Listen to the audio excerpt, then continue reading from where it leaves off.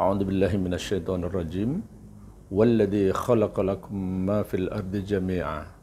Tsumma istawa ilas sama'i fasawwahunna sab'a samawat wa huwa bikulli syai'in alim. Wa idz qala rabbuka lil malaikati inni ja'ilun fil ardi khalifah. Ini dari surah Al-Baqarah 29-30. Ayat 29 memberikan isyarat bahwa Allah Subhanahu wa taala menciptakan bumi dan seluruh yang ada di bumi, bahkan yang ada di antara langit dan bumi, semua itu diciptakan oleh Allah untuk kalian. Siapa yang dimaksud kalian? Kalian itu yang diajak ngomong sama Allah, yang diajak bicara sama Allah, mukhatabnya itu siapa? Ya orang Islam. Jadi seharusnya, idealnya umat Islam ini bersedia untuk menerima alam semesta yang diciptakan oleh Allah. Maksud saya terkait dengan ayat berikutnya, wa idz qala rabbuka lil malaikati inni ja'ilun fil ardi khalifah. Apa itu khalifah? Khalifah itu artinya wakil, pengganti. Artinya umat Islam itu harusnya siap menjadi wakil Allah dalam mengelola alam semesta. Umat Islam itu harusnya bisa mengelola alam semesta yang memang diciptakan oleh Allah dan diamanahkan kepada kita. Jadi, harusnya minyak, nikel, batu bara, emas, uranium, atom, nuklir, itu semuanya mestinya yang mengelola kita nih umat Islam. Kalau umat Islam yang mengelola sumber daya alam, sumber daya mineral, pokoknya semua yang ada di langit dan bumi yang di antara keduanya dikelola oleh umat Islam, nah, insya Allah, ni'mal malus soleh lirrajulis soleh. Sebaik-baik harta yang soleh itu kalau dikelola oleh orang-orang yang soleh. Kalau umat Islam yang mengelola, insya Allah ini akan digunakan untuk kebaikan. Sayangnya apa? Banyak di antara kita, ya, kesadaran tentang hal ini belum. Jadi umat Islam banyak yang, apa ya saya katakan, mungkin tidak bisa mengelola alam semesta. Ada yang bisa tapi nggak dikasih kesempatan. Ada juga yang bisa tapi nggak mau, menganggap ini nggak penting lah, kita ngurusin akhirat aja. Akhirnya apa?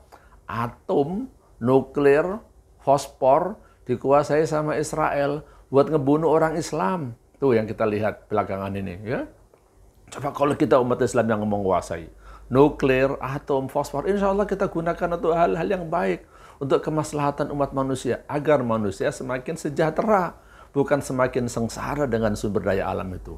Maka pesan penting yang ingin saya sampaikan sebenarnya, ayo kita umat Islam sekarang belajar yang lebih rajin, belajar lebih banyak, berwawasan luas, kita kuasai teknologi, kita kuasai sumber daya alam.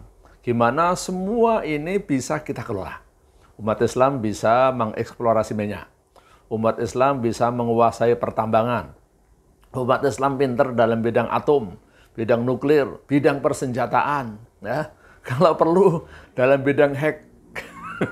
Ngehack lu, kok ngehack? Iya, maksudnya orang-orang yang membuat website jahat dihack. Hancurin itu website kejahatan. Website yang kebaikan dibantu dikembangkan. Supaya miliknya umat Islam jangan sampai dihack. Miliknya penjahat-penjahat, ya, judi, togel, nah itu dihack aja nggak apa-apa.